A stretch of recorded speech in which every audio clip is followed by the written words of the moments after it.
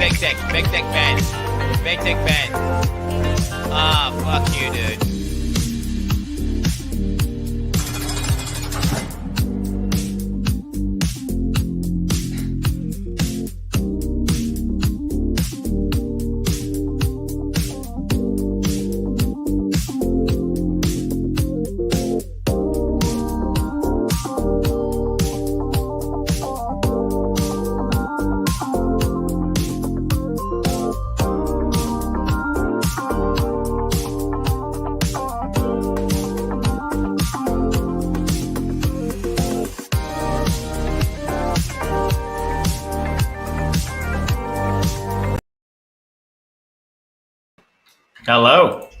Hello everyone. How are you all doing today?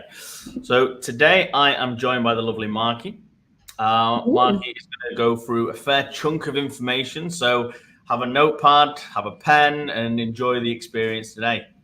Ayla has decided to take some time off work. She is attending a lovely wedding, and she'll be back in our next week's session. But fortunately, I'm not alone, and I will firstly just introduce myself. So I am Michael of E2 Studios. I'm a web developer. I make a few fun and interesting little systems, whether it's for streamers, like we had in our video just before, or whether it is for mortgage brokerages or anything else in between. We build kind of custom CRM systems and kind of work with businesses that want to try and build something fairly unique and interesting. Markie, I will let you introduce yourself, please. Hi, I'm Markie Reeds, and I help small and local business owners get visible on social media, help them with their confidence, with their strategy, and just everything else to get their business out there. Oh, it's really cool. I think we both work with a fair chunk of startups, whether it is from the building the website and the presence of their systems to the marketing, the growth, and the next steps of their journey, really. So, what would you say is one of the challenges that these startups kind of face at the start? I think there's a few things from what I see. Especially with the startup stage, and it's something obviously that we've gone through ourselves, so we kind of have experience firsthand. The first one is the feeling of we have to be on social and we have to be everywhere, and it's that pressure, that overwhelm of, a startup is busy enough trying to develop your product and your offering, and especially if you come from a corporate, to transition your mindset from employee to entrepreneur.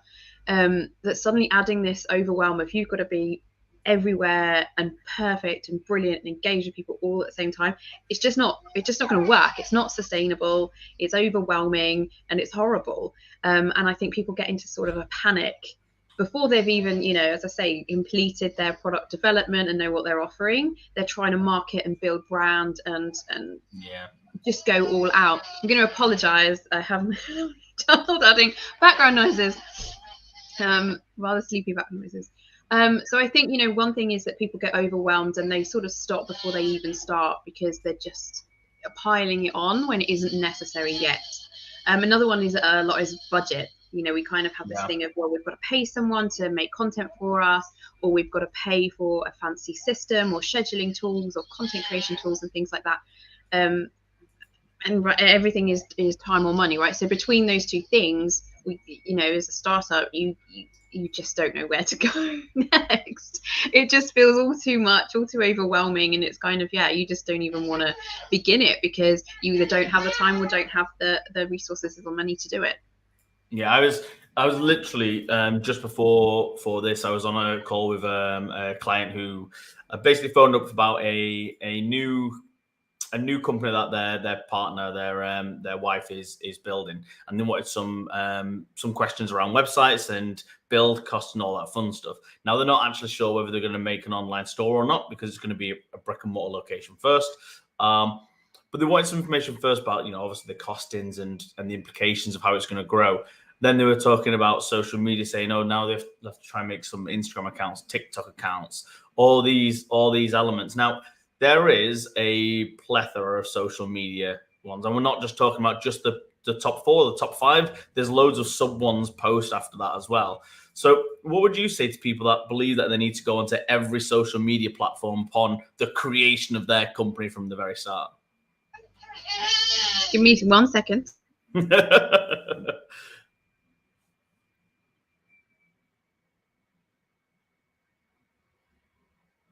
Oh, now I have my glamorous assistant with me.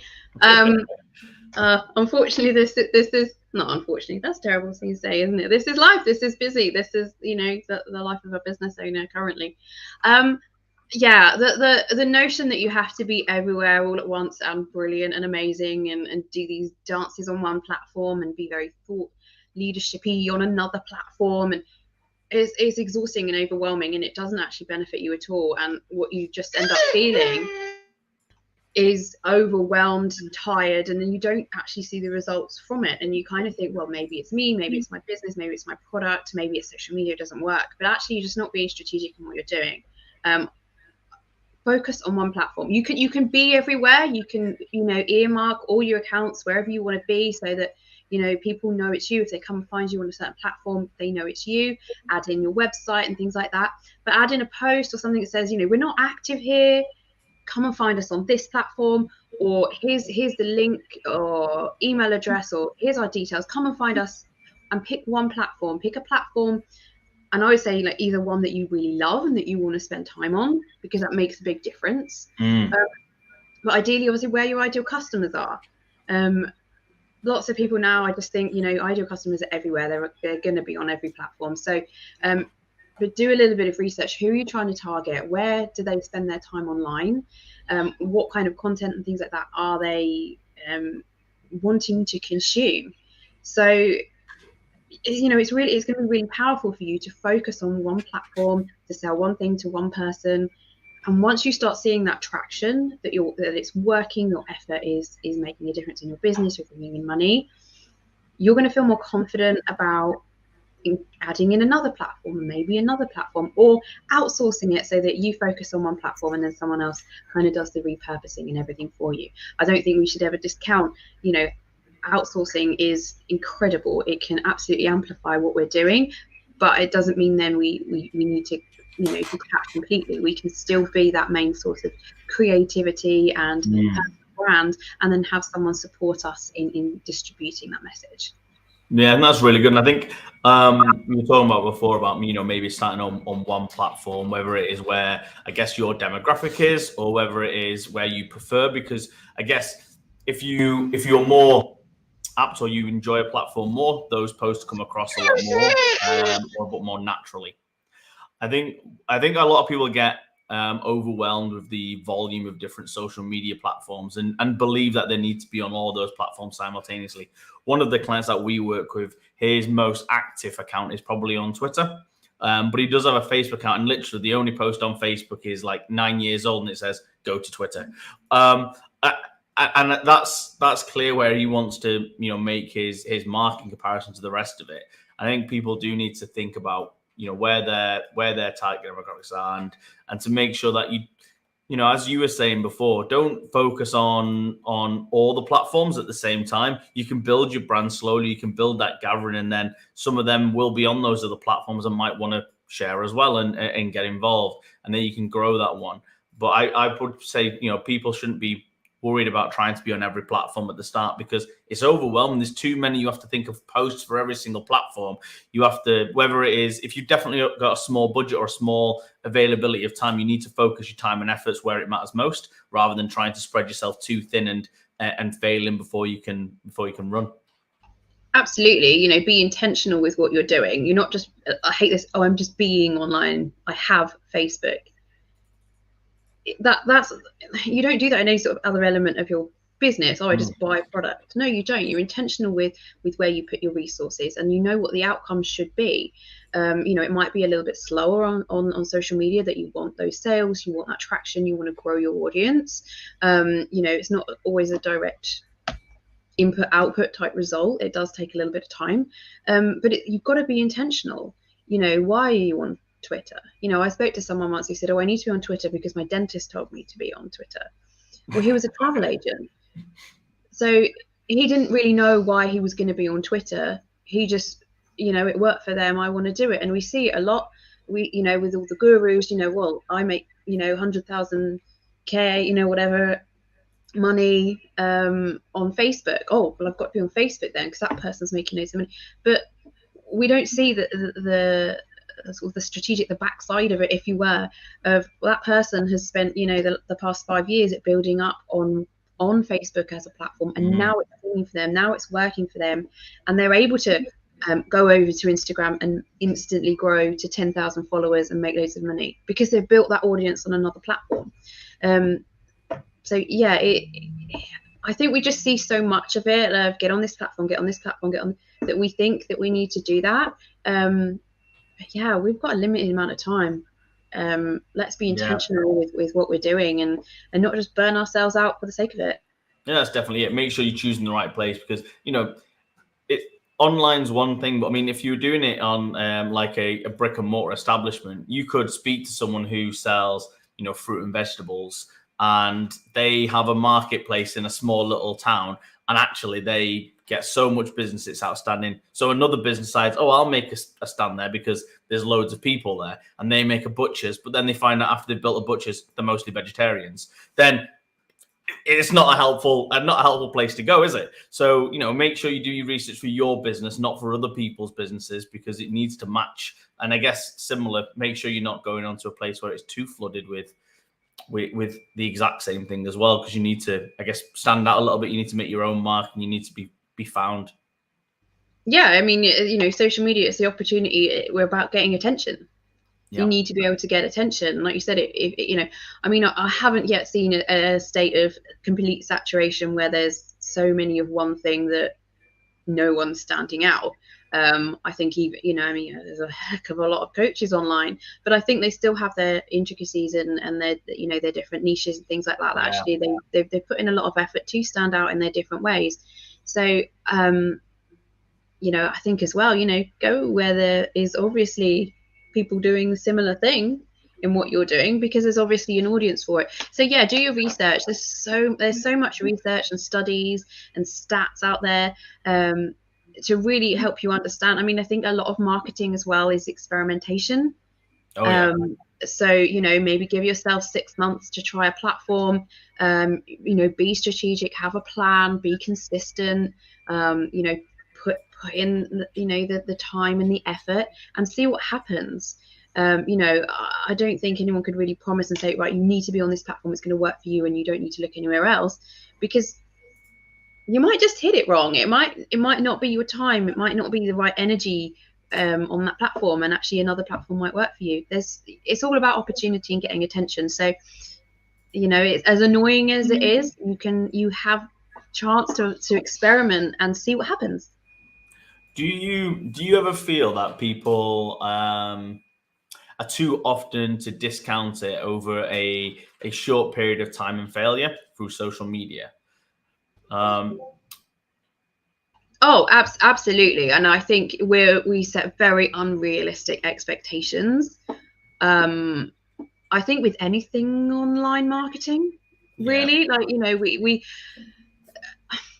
it depends. I think it depends on our input. When we consume other people's content, if we're seeing a lot of gurus that say well, I only spend 2 minutes online once a week and I make this much money, or I grow this many followers from doing this, and we think, right, well, if I get that many followers in that amount of time, then I can make that amount of money.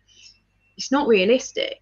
And that's really difficult to understand what is realistic for your business without experimenting, without giving yourself that grace that it might not work. Let's try it again. Let's tweak it. Let's see what happened. Let's try it again. And I think, like, for me, I think the people who are really, really successful online have been doing this a long time, because they've put in the time to fail. They've put in the time to see what works, what doesn't, check timing, work with different people, try different branding.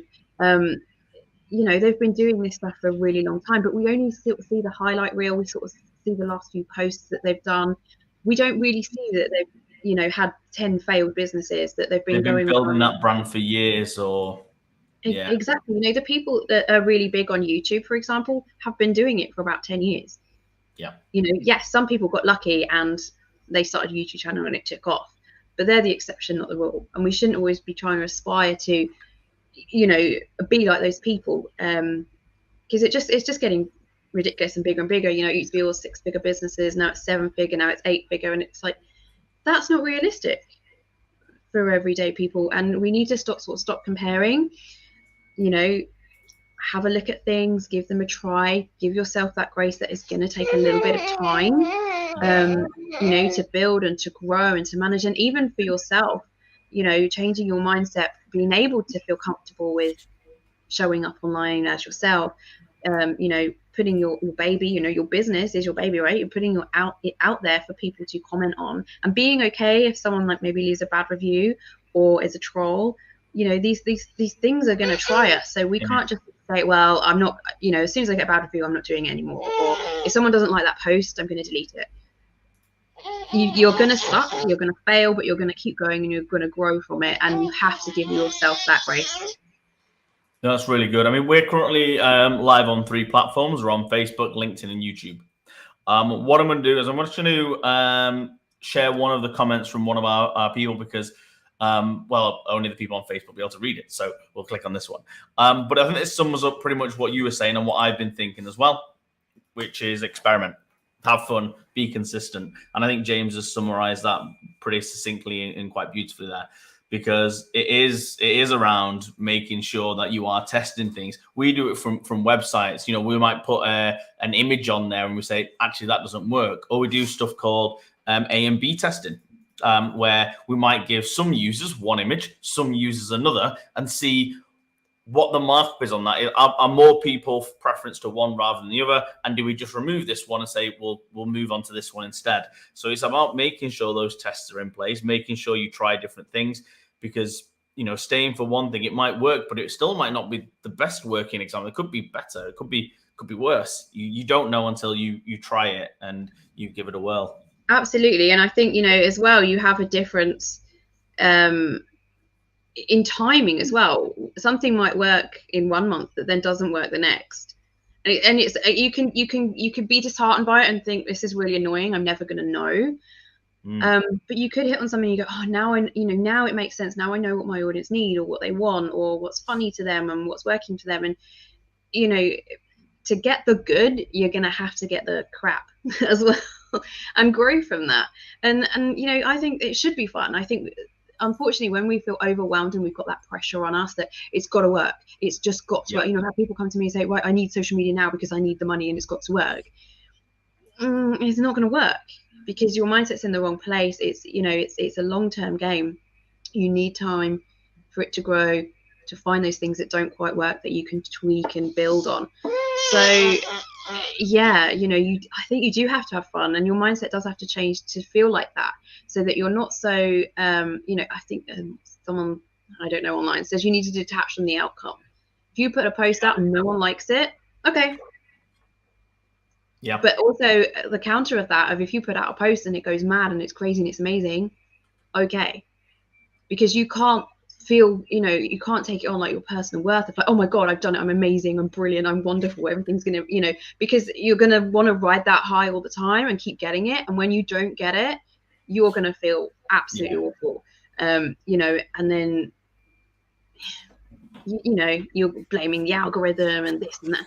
Just, you know, you do have to have fun and take it for what it is. It's just an opportunity. It's a free one generally, or a low cost one at least, you know, to be able to connect with everybody who's got an internet connection worldwide. I mean, you know, we've got that access now that we've never had before. So yeah, you just got to see it as an opportunity and relax. Yeah, no, I think it's really good. And there's a huge amounts of opportunities online, whether it is different social media platforms, whether it is, I don't know, there's a plethora of different parts. Could be blogging systems. We have some people that have a real success in utilizing things like Reddit compared to your standardized kind of Facebook and Twitter. And it is really just making sure you've got the right platform for the right people. A question I've got, and one thing that I've kind of noticed recently, particularly with more of from a website kind of analytics perspective, and I wonder if you're finding similar within a social setting, is I feel there's a lot less people kind of researching the products per se, or I guess, looking at the products in the sales platform, and we see a lot more activity. Probably about 40 to 60% of our users, the first page that they visit on the website now is probably the about page and the more about us page, compared to the actually what services do they offer. Are you seeing similar to that in a social area? I mean, I can't say yes, because I obviously don't tend to look at websites too much. I think like you said before, there's a lot of competition now with a lot of people almost doing similar things. So the differentiator really is going to be, well, who are you? And why should I pick you? Why should I give my money to you? And that's definitely a trend that I've seen, I mean, in the last few years, especially sort of the last couple of years, when we've started to see really big companies tank and mess people about, we've become really suspicious of the really big companies that are just out for our money. We want to keep the ones, we're still in love with Amazon because it's convenient. We don't really care about, we know that they're not very good moral buys and things like that. But if we're going to give our money elsewhere, we want to make sure that we are working with good people, especially if it's services. They've got a good story. We all want those stories. We want to feel warm and fuzzy when we work with people, when we buy from people. And the world is our oyster now. We can literally work with or buy from people who are very, very similar to us, have the same, values as us, just love the same things as us. We have that ability to vote with our money. So, I think it's interesting that you say from a website perspective, that's how people are looking, because I certainly know from a content side, telling those stories and making it more personal is definitely what people want. They don't care about products so much. No, I mean, that's exactly what I was saying. It's very similar in terms of that. People are more after the personal, the connection, rather than just the service. Because you're right, I could buy a spade anywhere, or whatever I'm looking for. I can probably buy it wherever. So it's about trying to find, if it's something that I might need to go back for, are they the right people? Do they have the right ethos or the mentality, whether that is something about kind of the carbon footprint or the people that are part of that journey. You want to make sure you're trusting the right people with your hard-earned money as well, really. Absolutely. We want to feel good about how we're spending our money. With this shift in why we're shopping local, why are we shopping small, because it feels bloody good. It feels good to, support our local economy and feel like, we're pally with local business owners.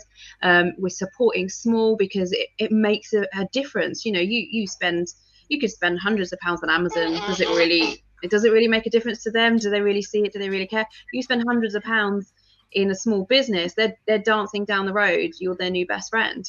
We feel good about that. We get to make those, it's not just a transaction anymore.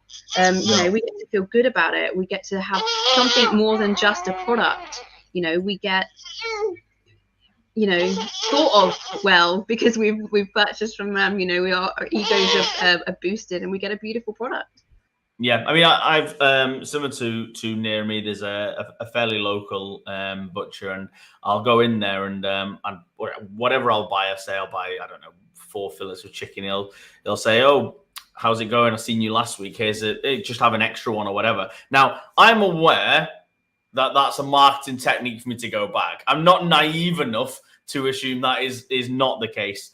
However, it's still a lot more satisfaction and engagement than I get from scanning a barcode at the Tesco and whatever else. And I think there's definitely much more of a feel, and we see a lot more of them now popping back up. And they went out of fashion in the 2000s, but a lot more localized markets and trade markets now popping up again, comparison to people just trying to go to the supermarkets. And I think we'll carry on seeing a lot more independents and smaller places popping up now more than ever before. Absolutely. I mean, I've definitely felt that shift in the last few years, and I think even the lockdowns and everything, the fact that the supermarkets ran out of food and things like that has jogged people to think, oh, is that, we're very reliant on them. Maybe we shouldn't be. And, we're harking back to maybe more simpler times, where we went to the butchers, we went to the greengrocers, and everything was just a bit more, community based. Lockdown, I think especially has shown we need each other. We need to make sure we keep an eye on our neighbours and that we're looking after each other and, supporting each other. Our mental health has taken a big dip because people feel very lonely. We've got, old people sat in homes by themselves because, their family aren't around. All these things, I think, have a knock-on effect of how we're spending our money, how we're spending our time online. People, lockdown, everybody downloaded TikTok because they were bored and they didn't know what to do, and they wanted to connect with each other. That's why we're online. We want to connect with each other. The side bit is that we might find something amazing that we want to buy, that we find somewhere locally that we want to spend time. All these things are so connected to how society has changed in the last few years. Yeah, it's really good. I'm going to circle slightly back because I've seen there's a few comments through Facebook which have kind of mirrored and extended some of the stuff that we've spoken about, in particularly about when you are running content to detach from that outcome. I don't know, I've had conversations in the past with clients who are kind of running things like streaming services or other things, and they're comparing themselves to the largest streamers in the industry, the people that are getting millions of views in the first month or whatever. And they are on that journey and they're going through this and saying, oh, I've only had 6 people join me. I'm like, which your 4th day on the platform, you haven't got a following, you've not grown it yet. Not everything blows up and goes to, 1 million. There's elements where people can go viral, but it's a rare opportunity. We see it quite a lot because there's over 7 billion people on the planet and online's everywhere right now. But it doesn't happen as fast. It's like the lottery, and you've got to be lucky, or you've got to really work at it and grow that group or that that social group or whatever else it is naturally and over time and consistency. Absolutely. And especially if you're building trust with people, that takes a long time. You don't just suddenly have, thousands of people who trust you, support you, and know you inside out and want to be your best friend. It will take time. And I think sometimes we think about followers as just this magical thing. But 6 followers. Imagine if 6 people just like came around your house one day. I'm like, oh, can we just sit and watch you, play on the PlayStation? I don't know about you, but I don't have enough chairs in my house for 6 additional people to be in my home. We kind of forget that behind every number is a person, living their own life, doing their own thing. And they've taken the time out of their busy day to, click follow and to maybe watch you for, I've watched my brother stream on Twitch, maybe like 3 hours. So someone's taking 3 hours out of their day. 6 people are taking 3 hours out of their day to see you. I'm sorry, but that's brilliant. That's amazing. And it's a huge investment of time, isn't it? Really, absolutely. And we get so lost in, but someone else has got more. Someone else has got more. Well, someone else will always have more. But guess what? There's someone right behind you with less, looking at you, going, "Oh, I wish I had 6 followers. Wouldn't that be amazing?" And I think it's the human thing. We're always moving the goalpost on ourselves. We go, right, I've hit 100 followers. Right, now I need 200. Right, now I need 3. Now I need 4. We're never going to be satisfied because we're accounting it to how good we are or how well we've done. And it doesn't really make much of a difference in terms of that at all. No, I think what I often find as well is if people are striving to get to certain benchmarks and they're really pushing it, sometimes that comes across as well. And people see more of the negative implications of that, where they'll see themselves being, I guess, used to an extent, and they need to be involved in that platform as well. It's much better and much more efficient to try and grow naturally compared to trying to be a forced growth or a false growth and hoping you are just going to blow up randomly. And I think it is just that kind of changing of expectations about what's online and how you can progress there. Yeah, and it's about being realistic, what is realistic. And I think as well, the viral thing, I think in the digital world, like it's interesting. But realistically, what does it mean for your business? Because your business will be tested. Everybody wants to blow up and be viral with their small business on TikTok. Do you? Can you cope with that many orders of a product all in one go? What's that going to mean for your, it's going to test your business systems if you're brand new, and actually you don't want your product to go viral and then you start messing up, and then your customer service gets hit, and then you're getting negative reviews, and all you wanted was to go viral. Well, you don't. You just want to have a successful business, and actually, viral is this. Yeah. It goes right up and it's amazing and wonderful, and then it comes crashing back down, and then you're hitting that low again, chasing that fake, which is what the platforms do. They want you to think, oh my god, look, this post has done really well, I need to do more and stay on the platform. Yeah, just probably not realistic for your business. And we have to treat people like people. It's not a follower, it's a person, and build it sustainably. That's all good. Yeah, I mean, it's really good. I think there's a lot of I guess the hard part, and I know that it's been a large chunk of the news if people haven't seen it, particularly within Facebook and the way their algorithms work, is the whole thing is built to be that kind of dopamine hit to keep people engaged and keep people happy and content with that one. But there's obviously a split. It's the opposite for kind of a depression part of those elements. If you are thinking it from a negative implication as well, I think you do have to try and, as you say, split yourself away from the statistics and the numbers to more about, actually, are you actually doing a service? I mean, we'll have an easy example. This is probably our maybe 10th live. I think we've generally moved between the 4 and 10 viewers.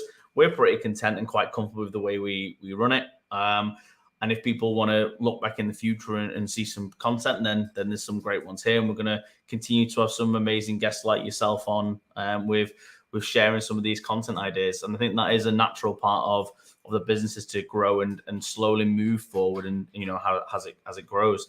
I follow a YouTube channel that started out 6 years ago, so quite long ago, really, for some parts of YouTube. And they were getting maybe 120, 130 views, which is still fairly decent to start.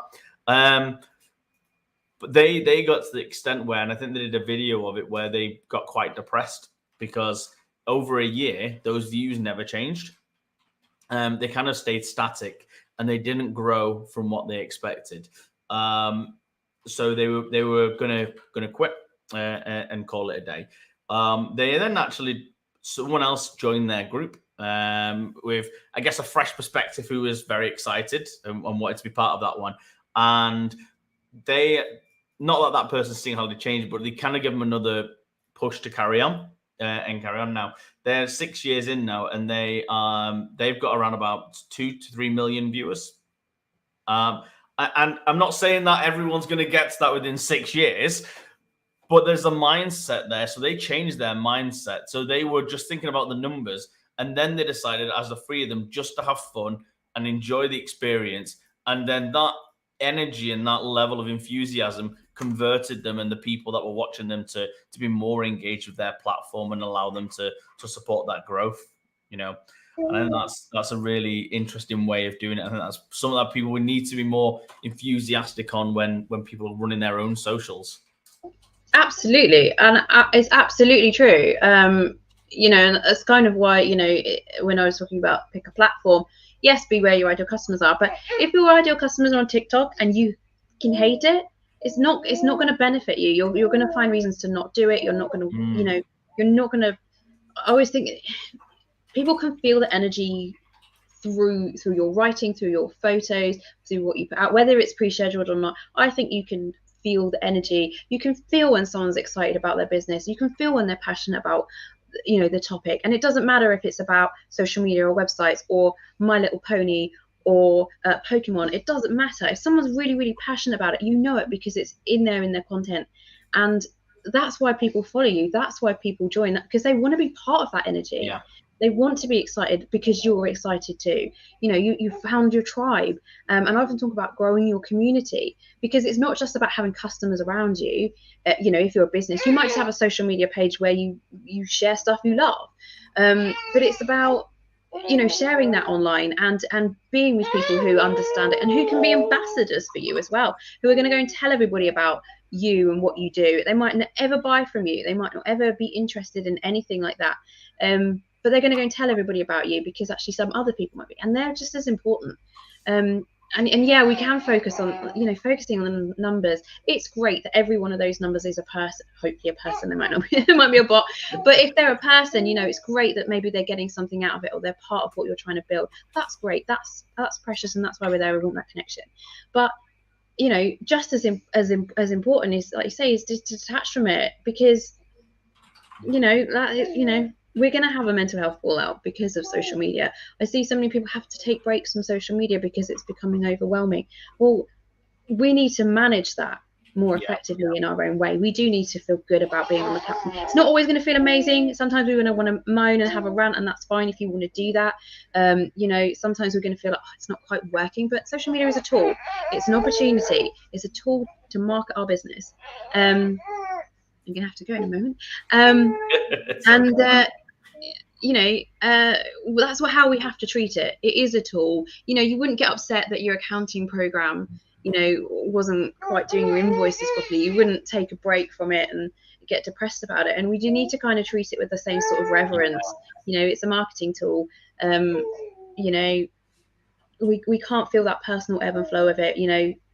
We never know what's around the corner, how long it's going to take, and if we quit, we're never going to know. And I think as well, the transition to being a business owner is a big part of that, because it's bloody hard. I'm not built for it, in all honesty. It's hard, and there's a lot of mindset stuff that comes along with it that you need to adjust for, and you need to detach from a lot of things personally, because it's not to do with how skilled you are. It's not to do with your self-worth or what your family thinks of you or the life that you're going to live. It's just business. No, that's really good. And there's a huge amount of things that people can learn from just today. And obviously, if people want to connect with Markie, I'll put a link to your LinkedIn profile. Probably best. Yeah. I'll put a link to your LinkedIn profile afterwards in the 3 chats that we've got. And if people want to connect and learn more, then Markie also runs a few different groups as well. And there's always new things to learn and find out more about. And I think if people want to connect and see what's going on, then there's opportunities there. It's been brilliant. I'm probably going to let you go so you can feed the little one or do whatever's needed. I think it's nap time. It's nap time.